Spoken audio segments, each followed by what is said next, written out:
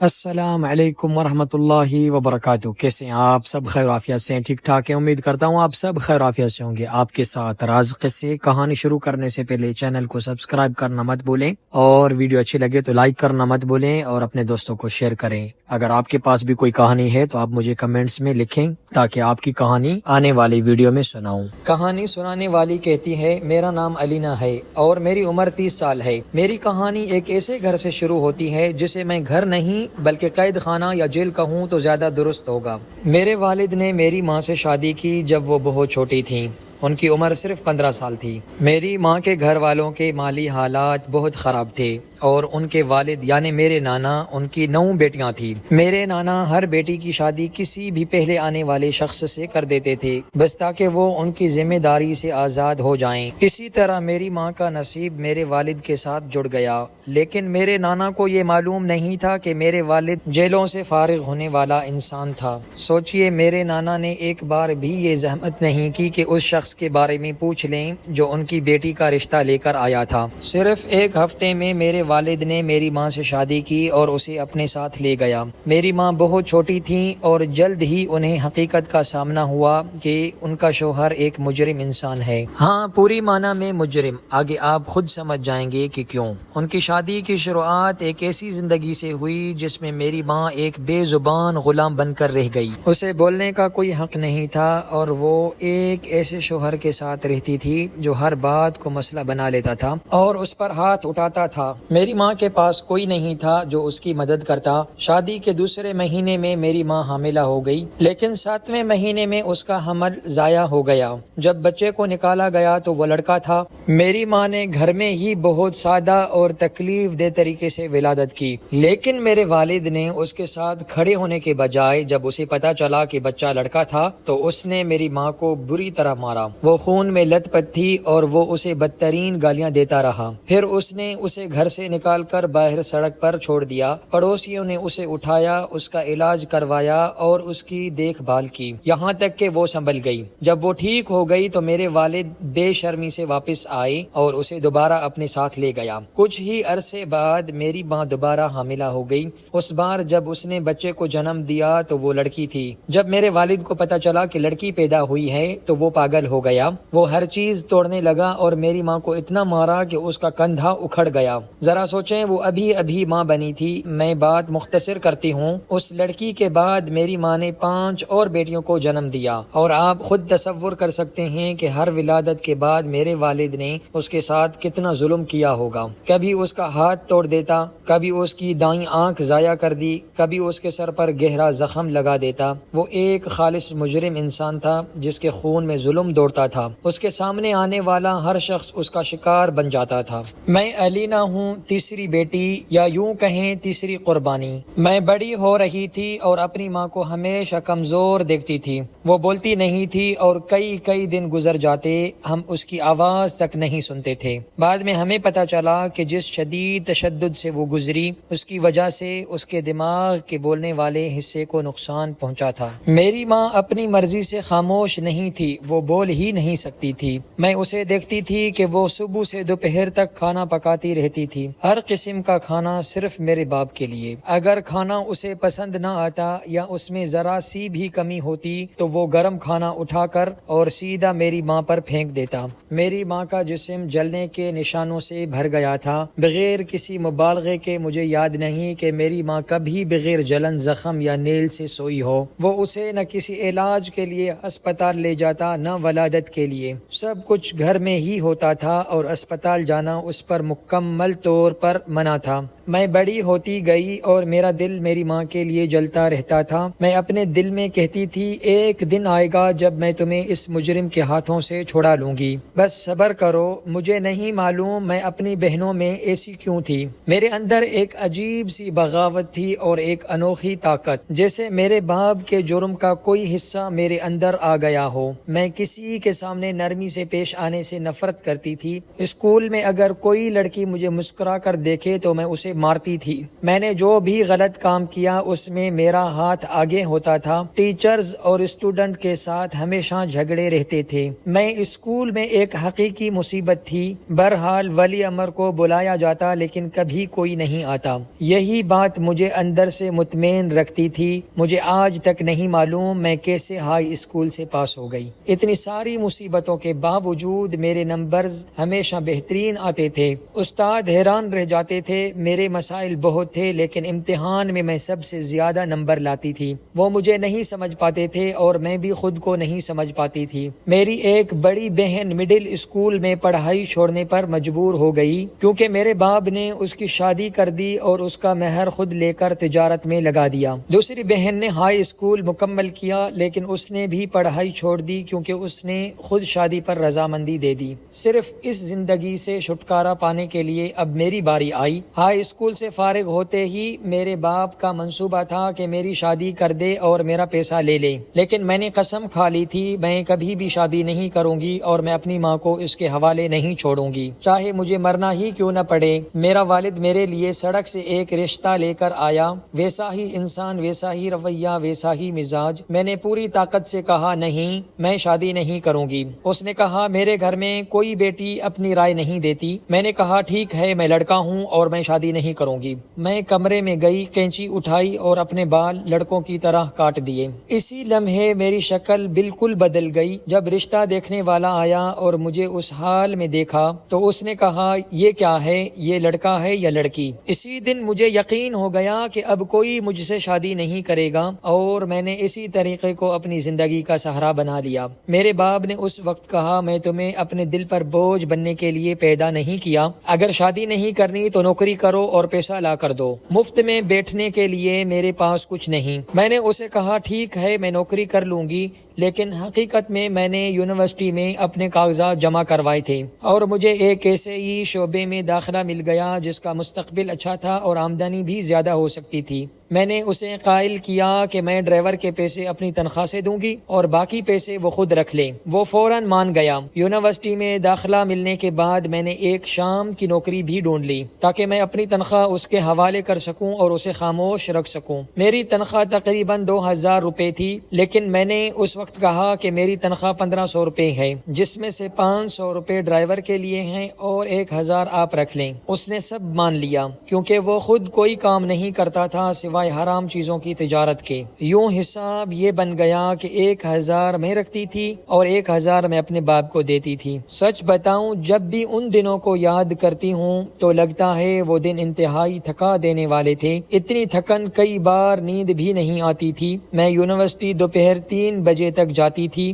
پھر 4 بجے سے 11 بجے تک ایک ہوٹل میں ریسیپشن کی نوکری کرتی تھی۔ وہ ہوٹل یونیورسٹی کے بہت قریب تھا۔ اس کے بعد میں گھر واپس آتی تھی۔ اگلے دن نیا دن شروع ہو جاتا۔ کبھی کبھی امتحان یا پروجیکٹ ہوتا تو نیند بالکل نہیں آتی تھی۔ یونیورسٹی کی لڑکیاں میری بکھری ہوئی حالت اور آنکھوں کے نیچے سیاہ حلقے دیکھ کر مجھے حقارت کی نظر سے دیکھتی تھیں۔ میں بہت اندر سے سمٹنے والی شخصیت تھی، یا یوں کہوں میں بہت ڈرپوک تھی۔ میں اپنی زندگی میں کسی کو بھی نہیں چاہتی تھی، یہاں تک کہ ایک دن میں یونیورسٹی کے کیفٹیریا میں بیٹھی تھی۔ ایک لڑکی آئی، اس نے کہا یہاں کوئی کرسیاں خالی نہیں ہے، کیا میں آپ کے ساتھ بیٹھ سکتی ہوں؟ میں نے کہا بیٹھ جاؤ، میں نے تمہیں منع نہیں کیا۔ وہ بیٹھی اور ایک کتاب نکال کر پڑھنے لگی۔ اس کتاب کا عنوان میری نظر کھینچ لایا، اس کا نام تھا لا تحزن۔ میرے دل میں تجسس پیدا ہوا کہ میں بھی یہ کتاب پڑھوں، لیکن میں نہیں چاہتی تھی کہ اس لڑکی سے کوئی تعلق بنے۔ وہ لڑکی کھانا کھا کر کچھ دیر کتاب پڑھتی رہی، پھر اٹھی اور کتاب میز پر چھوڑ گئی۔ میں نے سمجھا کہ وہ کتاب بھول گئی ہے۔ میں خوش ہو گئی اور سوچا میں اسے پڑھ لوں گی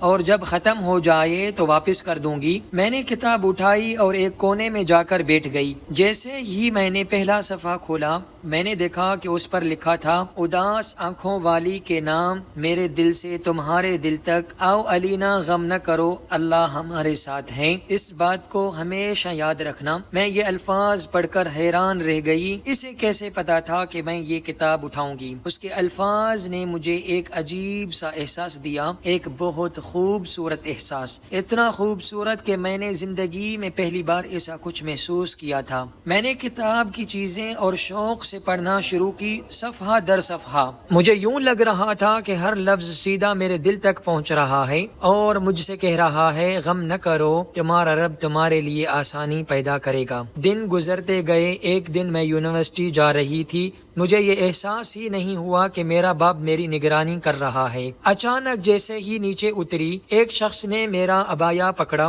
مجھے زبردستی گاڑی کی طرف گھسیٹ لیا اور وہ چیخ رہا تھا اور میرے پورے جسم پر وحشیانہ تشدد کر رہا تھا، اتنی زور سے کہ میں مرنے کے قریب ہو گئی۔ میں لفظوں میں بیان نہیں کر سکتی کہ اس نے مجھے ایک ویران علاقے میں لے جا کر کیا کیا۔ میں چیخ رہی تھی لیکن کوئی بھی مدد کے لیے نہیں آیا۔ وہ واقعی ایک مجرم تھا، پیدائشی مجرم، اور اس بات کو یقینی بنانے کے لیے کہ اس کا جرم کبھی سامنے نہ آئے، اس نے ایک تیز دھار ایک چیز نکالی اور مجھ پر وار کیا، ایسے سمجھے مجھے مار چکا۔ پھر وہ تیزی سے بھاگ گیا۔ میری خوش قسمتی اور اللہ کے خاص کرم تھے، میرے پاس ایک دوسرا موبائل تھا جو میں نے اپنے کپڑوں میں چھپا کر رکھا تھا۔ میں نے بہت بڑی مشکل سے اپنا ہاتھ موبائل تک پہنچایا، میری آنکھوں کے سامنے اندھیرا چھا رہا تھا، میں اپنے گردن سے خون کو زمین پر بہتا ہوا دیکھ رہی تھی۔ میں نے پولیس کو فون کیا اور مجھے صرف یہی یاد ہے کہ میں نے کہا، مجھے بچا لو،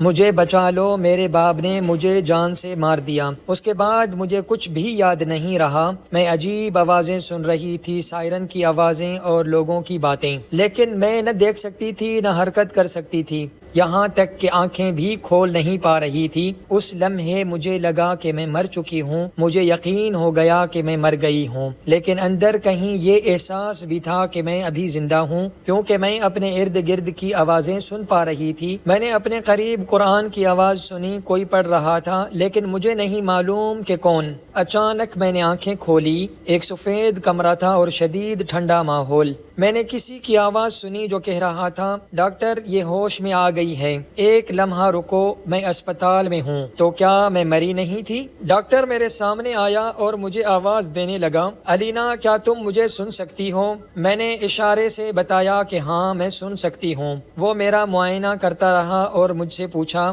آخری چیز جو تمہیں یاد ہے وہ کیا ہے؟ اپنے باپ کو اپنے سامنے دیکھا، جو کچھ اس نے کیا میرے ساتھ وہ پورا منظر سامنے آ گیا۔ میں چیخ پڑی، رو پڑی اور کہنے لگی، اس سے مجھے دور رکھو۔ اس کے بعد میں سو گئی یا شاید بے ہوش ہو گئی، مجھے نہیں معلوم۔ اگلے دن میں جاگی تو کسی نے میرا ہاتھ تھاما ہوا تھا۔ میں نے سر گھما کر دیکھا، ایک لڑکی میرے پاس بیٹھی تھی۔ میں اسے اچھی طرح نہیں جانتی تھی کہ لیکن یاد نہیں آ رہا تھا کہ میں نے اسے کہاں دیکھا ہے۔ میں خاموشی سے اسے دیکھ رہی تھی، حتیٰ کہ مجھے یاد آ گیا یہ وہی لڑکی تھی جس نے مجھے وہ کتاب دی تھی جو کتاب بھول گئی تھی۔ یہ وہی لڑکی تھی جو کیفٹیریا میں میرے ساتھ بیٹھی تھی اور کتاب بھول گئی تھی۔ میں نے کہا، تمہیں کیسے پتا چلا کہ میں یہاں ہوں؟ اس نے کہا، ابھی آرام کرو، جب تم ٹھیک ہو جاؤ گی تو میں تمہیں سب کچھ بتاؤں گی، اور ویسے بھی میرا نام عبیر ہے۔ وہ میرے پاس بیٹھ کر قرآن پڑھنے لگی، تب مجھے سمجھ آیا کہ یہ وہی آواز تھی جو میں کوما میں سن رہی تھی۔ یا اللہ، وہ میرے ساتھ تھی نہ جانے کب سے۔ اس کی آواز بہت پرسکون تھی۔ میں اسے سنتے سنتے سو گئی۔ جب میں دوبارہ جاگی تو میرے پاس ڈاکٹر تھا اور ایک پولیس افسر تھا۔ وہ مجھ سے پوچھ رہے تھے کہ کیا ہوا تھا۔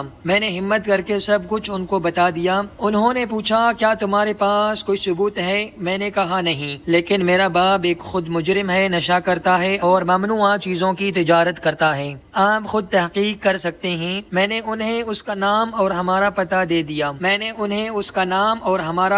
دیا۔ وہ چلے گئے۔ پھر عبیر میرے پاس آئی، مجھے روتے دیکھ کر اس نے مجھے تسلی دی۔ اس نے یونیورسٹی میں میرے لیے چھٹی کروا دی اور یونیورسٹی میں سب معاملہ اس نے سنبھال لیا۔ جب میں گھر واپس آئی مجھے لگا کہ میرا باپ میرے سامنے ہوگا، لیکن وہ وہاں نہیں تھا۔ وہاں صرف میری ماں اور میری بہنیں تھیں۔ جیسے ہی انہوں نے مجھے دیکھا وہ چیخنے لگی اور رو پڑی اور کہنے لگی، بسم اللہ بسم اللہ، یہ جن ہے یا انسان؟ میں گھبرا گئی اور کہنے لگی، میں علینا ہوں، میں علینا ہوں، خدا کی قسم میں علینا ہوں۔ میری ماں زور زور سے رونے لگی اس نے مجھے گلے لگا لیا اور کہا یہ کیسے ہو سکتا ہے؟ تمہارے باپ نے کہا تھا کہ میں نے علینا کو ختم کر دیا دنیا سے۔ اس نے ہم سے کہا تھا کہ اب تمہارا نام کبھی نہ لیں اور نہ تمہارے بارے میں کسی سے بات کریں۔ میں نے پوچھا وہ کہاں ہے؟ ماں نے کہا وہ 1 ہفتے سے سفر پر ہے۔ میں نے کہا 1 ہفتہ؟ تو پھر میں کتنے دن سے غائب ہوں؟ انہوں نے کہا 2 مہینے۔ میں حیران رہ گئی، 2 مہینے؟ کیا میں 2 مہینے کوما میں تھی؟ میری ماں نے مجھے گلے لگا لیا، میں اس کے سینے سے لگ کر روتی رہی اور میں نے اسے سب کچھ بتا دیا جو میرے ساتھ ہوا تھا۔ میری ماں میرے ساتھ ٹوٹ گئی، وہ اس کو بددعائیں دیتی رہی یہاں تک کہ میں اس کی گود میں سو گئی۔ لیکن اچانک میں گھبرا کر جاگ اٹھی۔ میری ماں کہہ رہی تھی علینا اٹھو، علینا جلدی جاگ جاؤ، یہاں سے بھاگو، تمہارا باپ آ گیا ہے۔ میں نے کہا آنے دو، میں اس کے سامنے کھڑی ہوں گی، لیکن ماں نے کہا نہیں، اٹھو بھاگو، دور چلی جاؤ، اسے یہ مت پتا چلنے دو کہ تم ابھی زندہ ہو، قسم ہے وہ تمہیں زندہ نہیں چھوڑے گا۔ میں نے جلدی سے اپنی عبایا اٹھائی اور گھر سے نکل گئی۔ مجھے نہیں معلوم کہ کہاں جانا ہے، بس میں اتنا جانتی تھی کہ مجھے یہاں ایک لمحہ بھی نہیں رکنا۔ میں نے سوچا کہ میرے اکاؤنٹ میں ایک اچھی خاصی رقم ہے جو میں نے اپنی تنخواہ اور یونیورسٹی کے وظیفے سے جمع کی تھی۔ میں نے ایک دوسرے شہر کا سفر کیا جو میرے شہر سے بہت دور تھا اور میں اپنے جاننے والوں سے سب سے دور ہو گئی۔ میرا سارا رابطہ صرف اپنی دوست عبیر سے تھا۔ وہاں پہنچ کر میں نے پولیس سے تحفظ کی درخواست کی اور انہیں اپنی پوری کہانی سنائی۔ انہوں نے میرے ساتھ بہت تعاون کیا۔ ایک افسر نے مجھ سے کہا تم ہماری حفاظت میں ہو جب تک ہم تمہارے باپ کو جرم کرتے ہوئے نہ پکڑ لیں۔ اس افسر نے میرے ساتھ ہمدردی دکھائی اور مجھے ایک چھوٹا سا گھر دیا۔ اس نے کہا میں تمہاری ہر چیز میں مدد کروں گا، یہاں سے اپنی زندگی نئے سرے سے شروع کرو، یوں سمجھو کہ تمہارے کوئی ماں باپ نہیں اور تم آج ہی دوبارہ پیدا ہوئی ہو۔ مجھے تم پر بھروسہ ہے میری بیٹی، مجھے مایوس مت کرنا۔ عبیر کی مدد سے میں نے اپنی پہلی یونیورسٹی سے دوسری یونیورسٹی میں ٹرانسفر کروایا اور میں نے نئی یونیورسٹی میں اپنی پڑھائی مکمل کی۔ میں نے نوکری بھی کی، لیکن میں اپنی ماں کو کبھی نہیں بھولی۔ میں نے اپنے دل میں کہا قسم ہے میرے باپ کا انجام میرے ہی ہاتھوں ہوگا اور اس کے سامنے کھڑا ہونے والا کوئی نہیں ہوگا سوائے میرے۔ وہ افسر میرے کیس کی مسلسل نگرانی کرتا رہا اور میرے باپ پر نظر رکھے ہوئے تھا۔